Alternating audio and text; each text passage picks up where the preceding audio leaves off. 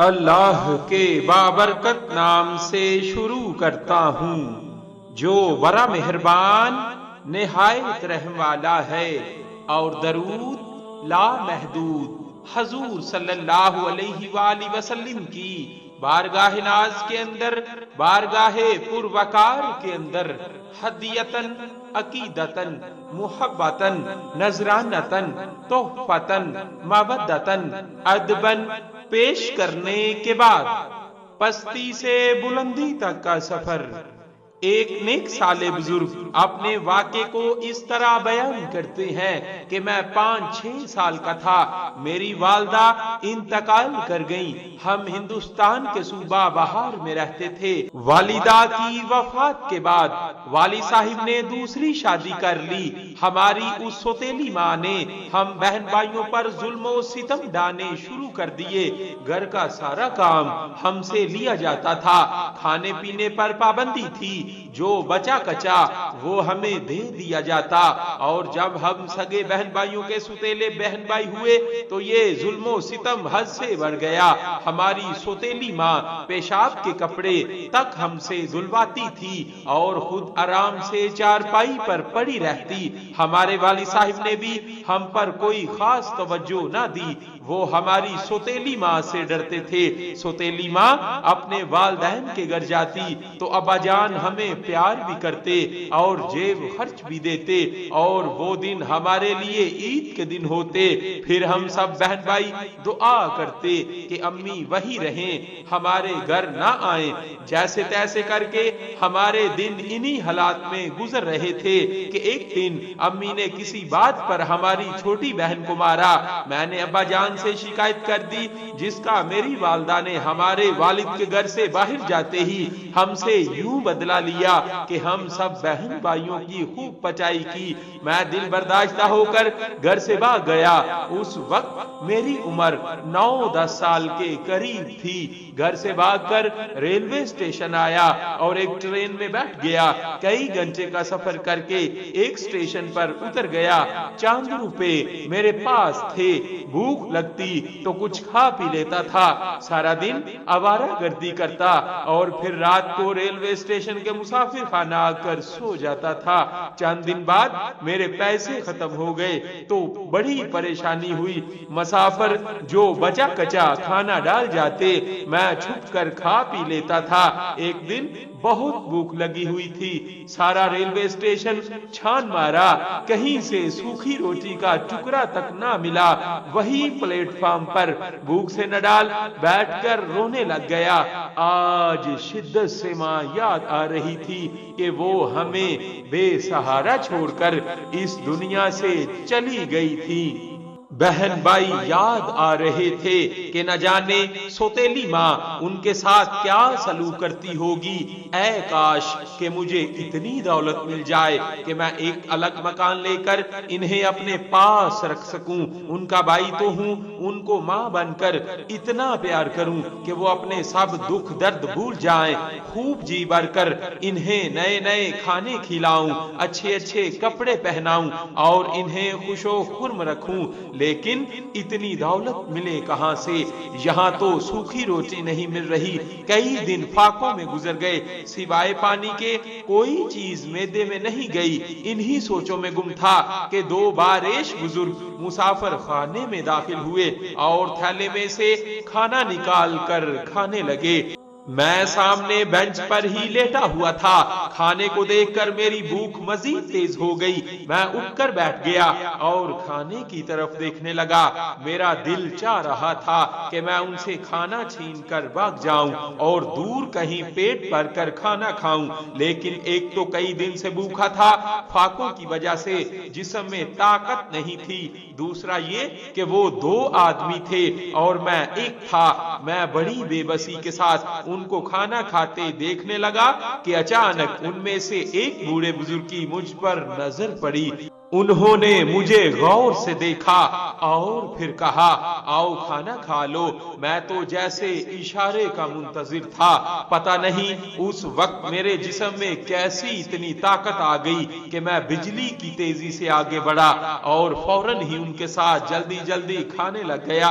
मुझे इस तरह खाते देखकर वो आपस में कहने लगे कि लगता है बच्चा कई दिनों से भूखा है, हम बाद में खा लेंगे, इसे खाने दो। मैंने जल्दी ही वो सारा खाना खत्म कर लिया। उन्होंने गड़वी से पानी निकालकर मुझे पिलाया। मैं खा पी कर खड़ा हुआ तो उन्होंने कहा, बेटा बैठो, खाना खाकर अल्लाह का शुक्र अदा करो। हम ये नहीं कहते कि हमारा शुक्रिया अदा करो, क्योंकि रिज्क जिसके नाम का हो उसी को मिलता है। लेकिन बेटा, जिस मालिक ने खाना खिलाया उसका तो शुक्र अदा करना चाहिए। उनके प्यार बड़े लफ्ज सुनकर मैं शर्मिंदगी और नदामत से रोने लगा। उन्होंने मेरे सर पर हाथ रखा और मुझे तसल्ली दी और कहने लगे, तुम कौन हो, यहाँ क्या कर रहे हो और तुम्हारे वालिद साहिब क्या काम करते हैं? मैं उनकी मोहब्बत और शफकत से मुतासिर हो गया और फिर इन्हें अपनी सारी दास्तान सुना दी, जिसे सुनकर उनकी आंखों में आंसू आ गए। वो मेरी दास्तान गम सुनने के बाद आपस में ऐसी जुबान में गुफ्तगू करने लगे जिसे मैं समझ ना सका। कुछ देर बाद उनमें जो ज्यादा बुरा था वो मुझे कहने लगा, बेटा आपके सब मसले हल हो जाएंगे, लेकिन हमारी एक शर्त है, अगर आप वो शर्त पूरी करो तो हम आपकी मदद करने को तैयार हैं। मैंने फौरन कहा, मुझे आपकी सारी शर्तें मंजूर हैं, चाहे वो कोई सी भी हो। उसने कहा, बेटा पहली शर्त तो ये है कि आप पाबंदी से पांचों नमाजें और कसरत के साथ दरूद शरीफ पढ़ोगे। मैंने कहा, मुझे नमाज आती है, ना ही दरूद शरीफ किसी ने सिखाया ही नहीं। वाली साहिब को हमसे कोई खास दिलचस्पी नहीं। दूसरा, वो खुद भी कभी नमाज नहीं पढ़ते थे और हमारी सौतेली माँ को हमसे सिवाय घर के काम लेने के और कुछ ना आता था। मेरी सारी बातें सुनकर वो दोनों चंद लम्हे खामोश रहे। फिर उन्होंने आपस में कोई मशवरा किया और कहा, बेटा ठीक है, हम आपको इस प्लेटफॉर्म के एक होटल पर मुलाजम लिखवा देते हैं, जहां आपको खाना पीना भी मिलेगा और रिहाइश भी। आपने खूब मेहनत और ईमानदारी से काम करना है। अगर आपकी रिपोर्ट अच्छी हुई तो मजीद सोचेंगे। याद रखना, ये आपका इम्तिहान है। काम से फारिग होने के बाद मस्जिद के मौलवी साहिब से नमाज और कुरान सीखो और दरूद शरीफ पढ़ना भी लाजमी सीखो। फिर उन्होंने पूछा, क्या आपको सल्लल्लाहु अलैहि व आलिहि वसल्लम भी नहीं कहना आता? मैंने शर्मिंदगी से सर झुका लिया।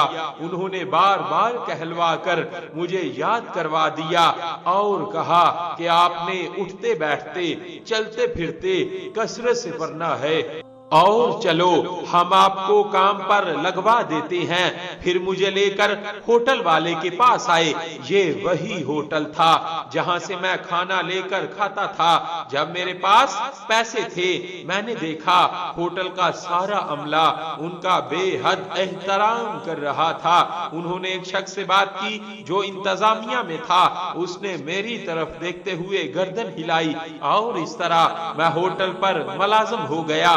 अपने मोहसन की हदायत पर दरूद शरीफ कसरत से पढ़ता और नमाज सीख कर भी पढ़ना शुरू कर दी। तकरीबन 6-7 साल मुलाजमत करते हुए गुजर गए तो मुझे पता चला ये होटल तो मेरे मोहसिन का है, जिन्होंने मुझे यहाँ मुलाजमत पर रखवाया था। यही नहीं बल्कि कई और जगहों पर उनके होटल्स और मुसाफिर खाने भी थे। साल में 1-2 बार चक्कर लगाने आते तो मुझसे मिलते, मेरी कारगुजारी सुनते اور بڑی ہی محبت سے پیش آتے۔ ایک مرتبہ ملنے آئے تو کہنے لگے کہ بیٹا مجھے آپ سے ایک کام ہے، کرو گے؟ میں نے عرض کی آپ میرے محسن ہیں، جو حکم کریں گے میں حاضر ہوں۔ کہنے لگے بیٹا میری ایک بھتیجی ہے جس کے ساتھ ہم نے مل کر پہلی مرتبہ پلیٹ فارم پر کھانا کھایا تھا، وہ میرے چھوٹے بھائی تھے، ان کی بیٹی جوان ہو چکی ہے اور آپ بھی ماشاءاللہ جوان ہیں، میں چاہتا ہوں آپ کی شادی اس سے کر دوں، اگر آپ حامی برو تو۔ میں نے جواب دیا آپ کی خوشی ہے میں حاضر ہوں۔ بہرحال انہوں نے سادگی مگر پروقار طریقے سے میرا نکاح پروا دیا۔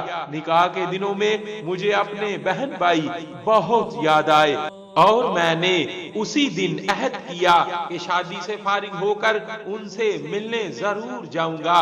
لہذا نکاح کے چند دن بعد میں نے اپنے محسن سے مشورہ کیا تو انہوں نے کہا بیٹا ضرور جاؤ، لیکن پہلے اکیلے جانا، بیوی کو ساتھ لے کر جانا مناسب نہیں، اور وہاں جا کر سوتیلی ماں سے لڑائی مت کرنا، بلکہ ان سے جا کر معافی مانگنا اور ان کے لیے اور بچوں کے لیے اعلیٰ درجے کے ہدیے لیتے جانا، اور ہدیہ لیتے وقت سنت کی ادائیگی کی نیت کرنا اور سارے رستے درود شریف پڑھتے جانا۔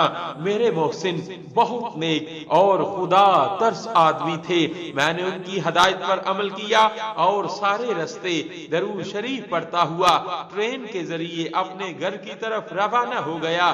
جیسے جیسے گھر قریب آ رہا تھا میرا دل بری طرح دھڑک رہا تھا، نظروں میں بہن بھائیوں کے چہرے گھوم رہے تھے۔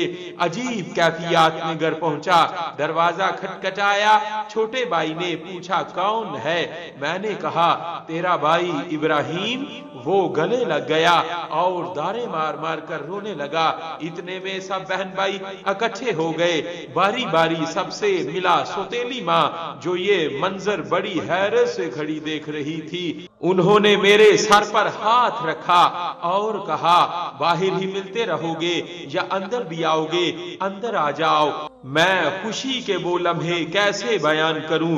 اندر جا کر میں نے سب کا سامان نکالا، سب سے پہلے سوتیلی ماں کو ان کا ہدیہ دیا، اس کے بعد ان کے بچوں یعنی سوتیلی بہن بھائیوں کو تحفے دیے۔ میں نے دیکھا کہ خوشی سے میری ماں کی آنکھوں میں آنسو آ گئے۔ اس کے بعد میں نے اپنی بہن اور بھائیوں کو تحفے دیے۔ کئی دن انہیں اپنی داستان سنانے میں گزر گئے۔ تقریباً 2 ماہ بعد میں نے واپسی کا پروگرام بنایا تو سب اداس ہو گئے۔ میرے بہن بھائیوں نے الگ سے مجھے بتایا کہ آپ جیسے حالات چھوڑ کر گئے تھے ویسے ہی ہیں، بلکہ ماں پہلے سے بھی زیادہ ظلم کرتی ہے۔ البتہ اب جب سے آپ آئے ہیں تب سے ان کا رویہ بدلا سا ہے، پتہ ہی نہیں چلتا یہ سوتیلی ماں ہے یا حقیقی ماں ہے۔ اب آپ چلے جائیں گے تو ہمارا پھر سے وہی حال ہوگا، اور آپ ابا جان سے بھی نہیں ملے جو کام کے سلسلے میں دوسرے شہر رہتے ہیں۔